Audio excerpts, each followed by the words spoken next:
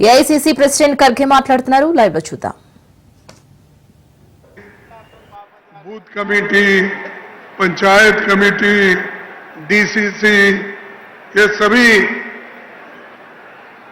जो कार्यकर्ता तेलंगाना से कोने कोने से यहां पर आए हैं, आप सभी को मैं धन्यवाद करता हूं।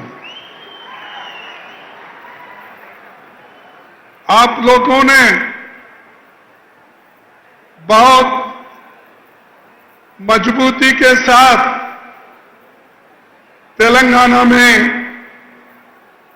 काम किया और आज कांग्रेस की गवर्नमेंट तेलंगाना में आई है। उसका सब श्रेय, सब क्रेडिट हमारे पूरे कांग्रेस के कार्यकर्ताओं को जाता है। इसीलिए मैं आपका सब शुक्रगुजार हूं। भाइयों, ये आसान नहीं, किसी एक एस्टैब्लिश्ड गवर्नमेंट जिनके पास खूब पैसा था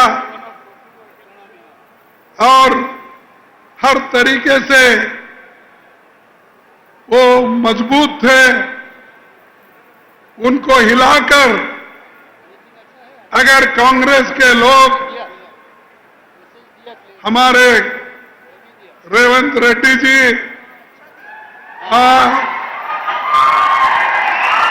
और हमारे डिप्टी चीफ मिनिस्टर, हमारे मिनिस्टर्स, हमारे कांग्रेस अध्यक्ष, इन्होंने जो हमारे पार्टी को मजबूत दिलाई है, ये बहुत बड़ी जीत कांग्रेस की हो गई है। लोग तो ये कहते थे भाई केसीआर को छोड़ के कोई पार्टी यहां नहीं आएगी, और ये भी चंद लोग कहते थे कि बीजेपी सेंटर में है, इसीलिए यहां पर भी मजबूती के साथ वो लड़के कांग्रेस पार्टी को तो आने नहीं देगी और बीजेपी आगे बढ़ेगी। लेकिन आप लोगों ने दिखाया, सबको हराकर कांग्रेस पार्टी को जिताया, ये बहुत बड़ी बात है। और ये जो महान जनता आप लोग 2023 में वोट देकर ये बहुत बड़ा एहसान गरीबों के ऊपर किया है, किसान पे किया है, युवाओं पे किया है, महिलाओं पे किया है, ये सबको रिलीफ मिला, वो कांग्रेस गवर्नमेंट आते ही मिला। इसीलिए ये बहुत बड़ी जीत है और इस जीत के साथ काम भी यहां पर बहुत हो रहे हैं। यहां पर आए हुए ग्राम समिति के अध्यक्षों, कांग्रेस कार्यकर्ताओं, इनकी तो मैं तारीफ करता हूं। आप कांग्रेस की आत्मा हैं, हमारी ताकत है, और आपके वजह से हम सब यहां जो बैठे हैं वो सब आपके वजह से है। इसीलिए ये पूरा श्रेय, क्रेडिट आपको देना चाहता हूं। भाइयों, कांग्रेस अध्यक्ष बनने के बाद दिल्ली से बाहर मेरा ये पहला प्रोग्राम नवंबर 2022 को हैदराबाद में राहुल जी के नेतृत्व में निकली भारत जोड़ो यात्रा के मौके पर हुआ था। तभी आपका जोश और हौसला देखकर मैंने समझ लिया था तेलंगाना में हमारी सरकार जरूर आएगी, जरूर आएगी, ये मैंने महसूस किया था। यहां कांग्रेस पार्टी 1952 से लेकर लगातार हैदराबाद में कांग्रेस पार्टी बहुत पब्लिक इंस्टीट्यूशन बनाई। कम से कम सेंट्रल गवर्नमेंट के 50 इंस्टीट्यूशंस यहां पर है, वो किसी मोदी ने नहीं बनाया। BHEL हो, BEL हो, बड़े बड़े जो कारखाने यहां पर है, फार्मास्यूटिक है, ये सब किसने बनाया? ये सब कांग्रेस की देन है। मोदी जी ने क्या दिया? मोदी जी बोले मैं 15-15 लाख दूंगा, दिया 15 लाख। उन्होंने बोला मैं 2-2 करोड़ नौकरी हर साल दूंगा, दिया उन्होंने। किसानों को बोला कि मैं दाम दुप्पट MSP दूंगा, दिया उसने। तो मोदी जी सच बोलते हैं क्या झूठ बोलते हैं? आप बोलिए, क्या बोलते हैं? मोदी जी झूठ बोलते ना। और उनके दोस्त बोलो, उनके चेले बोलो, शाह साहब वो बोलते हैं ये तो इलेक्शन में बोले सो जुमले हैं। अरे लोगों को कितना बेवकूफ बनाएंगे आप? लोगों को आप झूठ बोलते हो, झूठ बोलकर पावर में आते हो। तो इसलिए आपको जो हुआ वो हुआ, कम से कम आगे होशियार रहो। तुम होशियार है, लेकिन इसको कायम रखो और कांग्रेस पार्टी को और मजबूत बनाने की कोशिश करो। भाइयों, तेलंगाना में शिक्षा, स्वास्थ्य, रोजगार हर क्षेत्र में काम कर रहा है। हमने महिलाओं को मुफ्त बस सेवा दी। महिलाओं को मुफ्त सेवा मिला क्या? नहीं, बस दे रहे नहीं।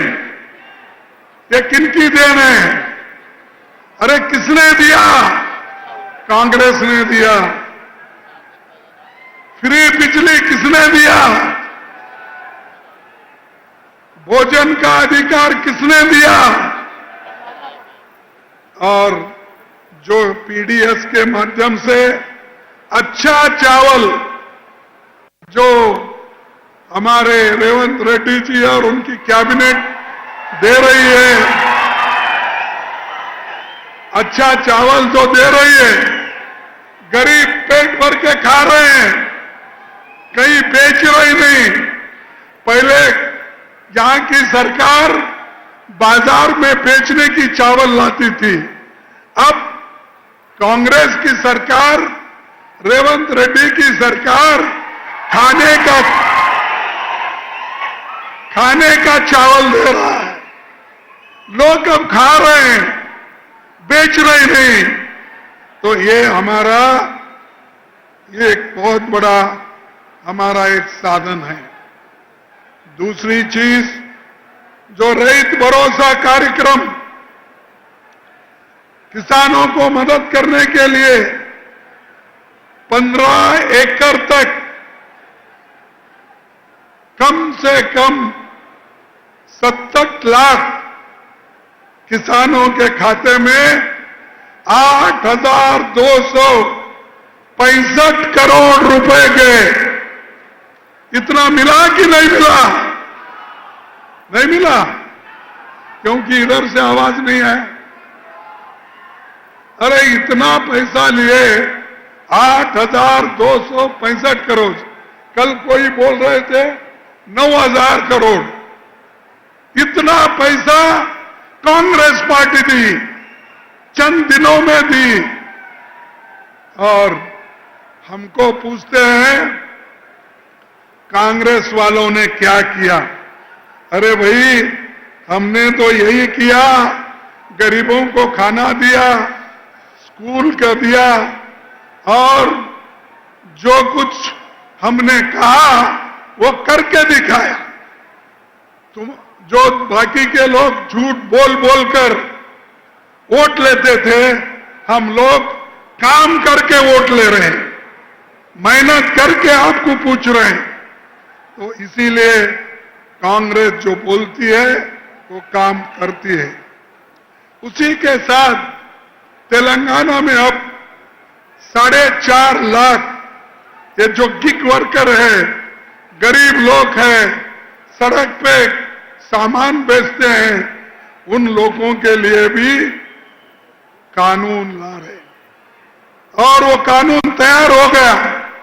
तैयार होकर हर गरीब को, हर रोड पे बेचने वाले को, हर जगह काम करने वाले को या लेबर का काम करने, उन सबको कुछ ना कुछ कांग्रेस पार्टी चंद दिनों में देने वाली है, ये मैं आपको कहता हूं। और उसी ढंग से राहुल गांधी जी एक बात कहे थे कि तेलंगाना में रोहित वेमुला जो जाति पर भेदभाव हुआ था और उसके वजह से एजुकेशन में बहुत बड़ा एक मायूसी आ गई थी। इसीलिए राहुल गांधी जी ने कहा कि हमारी गवर्नमेंट तेलंगाना में है, कर्नाटक में है, कहां पर भी हमारी गवर्नमेंट है, वहां पर रोहित वेमुला के एक नाम से कानून बनाकर हमारे युवाओं को हम मदद करेंगे। यह है गरीबों की काम करने, गरीबों के बारे में सोचने की। और दूसरा, ये जो Telangana social educational employment economic cast सर्वे हो रहा है, ये जो बैकवर्ड क्लास के लिए जो कास्ट सर्वे हो रहा है, वो हिंदुस्तान में अगर कहां हो रहा है सबसे पहले वो तेलंगाना में हो रहा है। तेलंगाना में बैकवर्ड क्लास के लोगों के लिए और उनको एम्प्लॉयमेंट, एजुकेशन और सोशल जस्टिस के लिए ये काम चल रहा है। और इसकी राहुल गांधी जी ने भी खूब तारीफ की है, हम भी करते हैं कि एक एग्जाम्पल है तेलंगाना जो किया है, इसका एक नमूना मॉडल थ्रू आउट कंट्री यही लोग करना चाहते हैं और हम करके दिखाएंगे। भाइयों, दूसरी बात, हमारे जो जानकार हैं और आज वो भी ये भी कहते हैं भाई ये बैकवर्ड क्लासेस को तो ये रिजर्वेशन दिलाना चाहते हैं, लेकिन 42% कहां से लाएंगे और इसको क्या मंजूरी मिलेगी? लेकिन भाइयों, मैं आपको एक अहम दावे के साथ कहना चाहता हूं, बैकवर्ड क्लास के लिए तुमको रिजर्वेशन दिलाने के लिए हम लड़ते रहेंगे, लड़ेंगे। जब तक हम हासिल नहीं करेंगे तब तक हम चुप नहीं बैठेंगे। यह आपके लिए है, आपके लिए पार्टी काम कर रही है, आपके लिए सरकार काम कर रही है। इसीलिए आप हमारा साथ दो, मजबूती दो, सरकार को मजबूत करो, कांग्रेस पार्टी को मजबूत करो, तभी हमको सब कुछ मिलेगा। अगर हम नहीं सोचेंगे और ठीक ढंग से काम नहीं करेंगे, ये बहुत बड़ा नुकसान देश को होगा, हम सबको भी होगा। और पहले तो आपको मालूम है पहले की सरकार कैसी थी, ये कितना करप्शन था, ये सबको मालूम है। लेकिन आज हमारी गवर्नमेंट आने के बाद काम करने का सोचा है। मोदी जी तो हमेशा अपनी मन की बात बोलते हैं। अरे हम तो हमारी दिल की बात बोलते हैं, लोगों को काम की बात बोलते हैं और काम करके हमने दिखाया है और आगे भी वो काम करते दिखाएंगे। 11 साल में मोदी जी ने देश के आर्थिक स्थिति को बर्बाद किया और देश में कानून को खत्म किया, लेकिन कांग्रेस पार्टी इसको सबक सिखाएगी और हम ये चाहते हैं कांग्रेस पार्टी मजबूत हुई, अगर केंद्र में सत्ता आई तो देश का नक्शा बदलेगा। लेकिन मोदी हमेशा यही कहते हैं, मैंने वो किया, ये किया। क्या किया भाई? हैदराबाद में ऐसी कौन सी जो 50 पब्लिक सेक्टर हमने लाया था नेहरू जी के जमाने में, इंदिरा जी के जमाने में, तुम क्या इस तेलंगाना को दिए? ये बताओ, ये बताओ। तेलंगाना के लिए इंदिरा गांधी जी लड़के आपका साथ दी और आपको साथ देने के वजह से आज तेलंगाना है।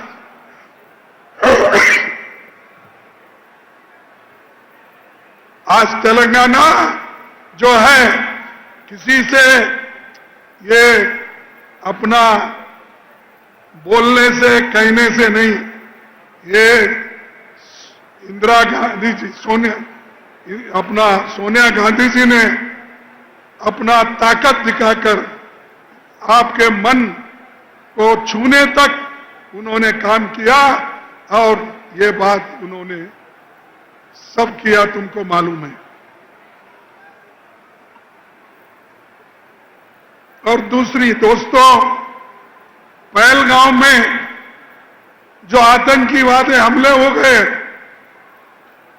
उसका खुलकर हमने, राहुल जी ने और ऑल पार्टी ने सपोर्ट किया और हमने देश के लिए, जवानों के लिए, आर्मी के लिए एक होकर इनको सपोर्ट किया।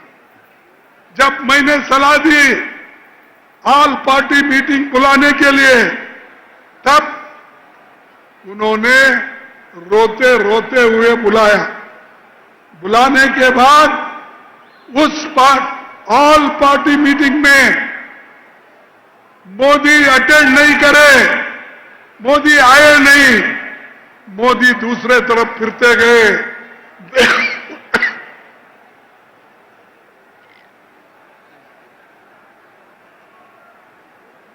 बिहार के इलेक्शन में प्रचार करते गए, लेकिन एक दिन भी इसके बारे में सोचने के लिए ऑल पार्टी मीटिंग में नहीं आए। ये उनकी देशभक्ति है, ये इनकी सोच है। यहां तक ही नहीं, अरे भाई, इस दुनिया में अब तक उन्होंने 42 राष्ट्रों में गए हैं। 42 countries he has visited, but he did not visit Manipur, where people are dying, crying, rapes are taking place, but Modi is keeping quiet. चुप बैठे हैं, कुछ बात नहीं करते। इसलिए सॉरी, मुझे हैरानी होती है कि मोदी जी चुप क्यों बैठे मणिपुर के बारे में। और मणिपुर एक ऐसा मुल्क है जो हमारे देश के इंपॉर्टेंट हिस्से में है। हमारे राहुल गांधी जी गए, हम भी गए थे, लेकिन मोदी उधर झांक के भी नहीं देखे। बड़े बड़े बात करते हैं, क्या वो हमारे नागरिक नहीं है? क्या वो लोग हमारे नहीं है? लेकिन उधर नजरअंदाज करके इन्हों जाके हर राष्ट्र में हर राष्ट्रपति के साथ, हर प्रधानमंत्री के साथ सब गले लगा लेते फिरते हैं। अरे अपने लोगों को पहले मिलो, उनके दुख दर्द को सुनो। वो सब छोड़कर इन्होंने देश के लोगों को रास्ते पे छोड़ा और हर दुनिया में अपनी बात बोलते फिरे। और हमको ये भी कहा उन्होंने कि हर पार्टी के लोग दुनिया भर फिर के ये प्रचार करना चाहिए कि जो पहलगाम में हुआ टेररिस्ट का, उसके लिए आप प्रचार करो, उन्होंने कहा।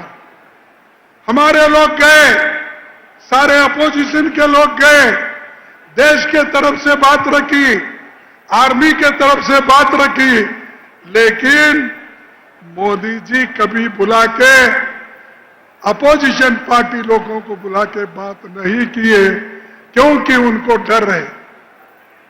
और मैं और एक बात आपको बताता हूं, इन्होंने बड़ा बड़ा बात किया, अरे हम पाकिस्तान को ऐसा करेंगे।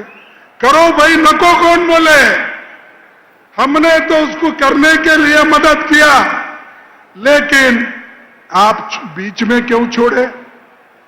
ट्रंप बोलता है पाकिस्तान और हिंदुस्तान का युद्ध मैंने खत्म किया, मैंने शांत करवाया। तो मोदी साहब, आपका मुंह क्यों बंद है?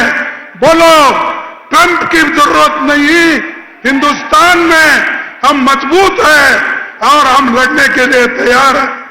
जैसा कि इंदिरा गांधी जी ने पाकिस्तान के 2 टुकड़े करके बांग्लादेश और पाकिस्तान बना, तुम वो करना था।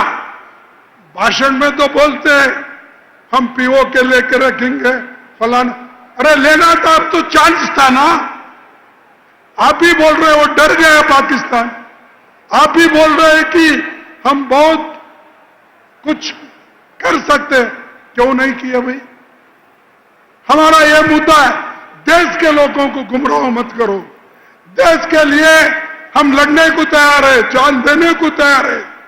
देश के लिए गांधी जी जान दिए, देश के लिए इंदिरा गांधी जान दी, देश के लिए राजीव गांधी जान दी।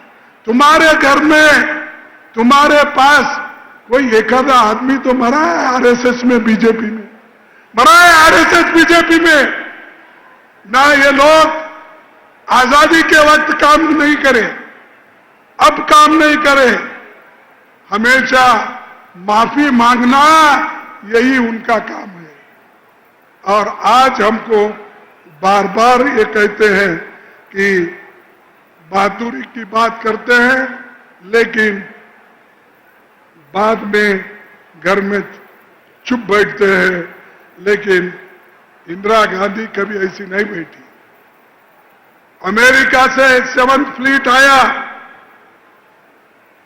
इंदिरा गांधी जी ने डरी नहीं, वो बोली आने दो, सभी लोग एक होए, एक होकर डराने की कोशिश की, लेकिन इंदिरा गांधी जी कभी डरी नहीं, कभी झुकी नहीं, और वो बोली आने दो, कोई आने वाला है, मैं बांग्लादेश को लिबरेट करके छोड़ूंगी, आजादी दिला के छोड़ूंगी, ये उन्होंने कहा और दिया। तो तुम क्या कर रहे हो? तुम कुछ नहीं, भाषण देना और भाषण दे के फिरते रहते हो। और एक मैं आपको कहना चाहता हूं, इनकी फॉरेन पॉलिसी ठीक नहीं है। इनके फॉरेन पॉलिसी के वजह से, फेल्यूर के वजह से हमारे को सब तरफ से दुश्मन बने हैं। एक तरफ चाइना है, एक तरफ पाकिस्तान है, एक तरफ आज नेपाल भी हमसे दूर हो रहा है। हर लोग हमसे दूरी बना रहे हैं, हमको घेर लिए हैं। और मोदी जी आप कहां हैं? आप कोई टोपी पहनाता तो टोपी पहन के जा रहे, कोई गले में कुछ हार डालता, क्या है बोलते उसको, सिक्का डाल के वो डाल लेते फिर रहे, और 8 राष्ट्र को ये जाने वाले हैं ये, लेकिन इस देश के लोगों के तरफ वो नहीं देख रहे, किसानों को नहीं देख रहे। मेरे भाइयों, मैं आपको और एक चीज बताना चाहता हूं, ये लोकतंत्र है, संविधान है। इस संविधान को, लोकतंत्र को बचाने के लिए हम सब ने मिलकर मेहनत की। यहां तेलंगाना में तो हर जिले में हमारे लोग गए हैं, हर बूथ पे गए हैं, हर गांव पे गए हैं। जय बापू, जय भीम, जय संविधान ये लेकर हर गांव को फिरे। ये हमारा काम है। और दूसरा हूं, मोदी जी को मैं और एक बात पूछ के मेरे चंद शब्द को खत्म करता हूं। मैं ये पूछना चाहता हूं, मोदी जी, आप जो वायदे करते हैं, जो कहते हैं, वो एक भी नहीं करते। परसों मैंने सुना कि कोई आरएसएस वाला ये बात कहा कि हम लोग संविधान से सेक्युलर और सोशलिज्म और सेक्युलर वर्ड निकाल देना चाहिए। ये एक आरएसएस का एक कोई चालक, संचालक क्या है मालूम नहीं, हाँ? अरे जोर से बोलो, बात नहीं है। आरएसएस का उन्होंने बोला, वो हमारे शिमोगा के हैं, उन्होंने बोला कि सेक्युलर सोशलिस्ट वर्ड संविधान में नहीं है, इसीलिए उसको निकालना चाहिए। हम निकाल के रहेंगे। मैं चैलेंज करता हूं, तुम हो, तुम्हारा बीजेपी हो, तुम्हारा मोदी जी हो, शाह हो, कोई नहीं निकाल सकते। ये मेरा चैलेंज है, अगर निकाले तो। आपकी हिम्मत है निकालने की, बात करने की है। और आपके सामने एक बात लाता हूं, ये मजे की बात है। ये मेरे हाथ में कागज है। सुनो भाइयों, जितने भी इंटेलेक्चुअल्स हैं, जितने भी मीडिया के लोग हैं, दूसरे दोस्त हैं, उनको मैं ये उनका कॉन्स्टिट्यूशन के 4 शब्द पढ़ के दिखाता हूं। Constitution and rules, Bharatiya Janata party, ये क्या लिखी है अपने कॉन्स्टिट्यूशन में? The party is pledged to build up India as a strong and prosperous nation which is modern, progressive and enlightened in outlook and which proudly draws inspiration from India's ancient culture and values. ये लिखते लिखते हुए आगे क्या कहते हैं, आगे क्या कहते हैं मैं आपको बताऊंगा। आगे कहते हैं, the party shall bear true faith and allegiance to the Constitution of India, as by law established, and to the principle of socialism, secularism and democracy, and would uphold the sovereignty, unity and integrity of India. ये उनके article 2 जो उनका constitution है उसमें लिखा है। अरे अगर आपको सोशलिज्म, सेकुलरिज्म से नफरत है तो आपके कॉन्स्टिट्यूशन में क्यों लिखे? आपके रूल्स में क्यों लिखे? ये सब ना इधर मर्द है ना उधर औरत है, ऐसे लोग हैं। अरे अपने ही कॉन्स्टिट्यूशन में लिखा है, अपने ही कॉन्स्टिट्यूशन में कहा है, अब ये कह रहे हैं कि हम सोशलिज्म और सेकुलरिज्म को निकाल देंगे। आप क्या, आपके कोई उस्ताद आए, आपका कोई भी आदमी आए ये निकाल नहीं सकता, हम निकालने नहीं देंगे, ये हमारा दावा है। तो इसीलिए मैं ज्यादा वक्त आपका नहीं लेता कि बहुत से चीजें हमने किए हैं और बहुत चीजें बताने वाले हैं। मैं यही कहूंगा, आप एक हो जाओ और एक अगर हमारे युवा हो गए, किसान भाई हो गए, तो मोदी जी, शाह जी दिल्ली से भागेंगे, दिल्ली छोड़ देंगे और दिल्ली पे तेलंगाना में आज जो राज्य बना है वैसा ही कांग्रेस की राज दिल्ली में कांग्रेस का बनेगा। इतना कहते हुए इसके लिए राहुल जी लड़ रहे हैं, हम भी लड़ रहे हैं, आप भी लड़ रहे हैं। आप तमाम का आशीर्वाद है, आपके आशीर्वाद के साथ हम आगे बढ़ेंगे और देश को बचाएंगे। देश को बचाने के लिए ही हम सब लोग एक हो गए हैं। तो इतना कहते हुए मैं आप सभी को धन्यवाद देता हूं, सबका शुक्रिया करता हूं और आप सबको आगे बढ़ने का ताकत भी मिले ये कहता हूं। मैं 2 स्लोगन लगाता हूं, आप जोर से बोलना। जय हिंद। कोई खाए पीछे के लोग क्यों डर रहे? अरे भाई वहां मोदी आया नहीं, क्यों डर रहे आप? जय हिंद, जय हिंद, जय कांग्रेस, जय कांग्रेस, जय कांग्रेस, जय हिंद। आप तमाम को जय तेलंगाना।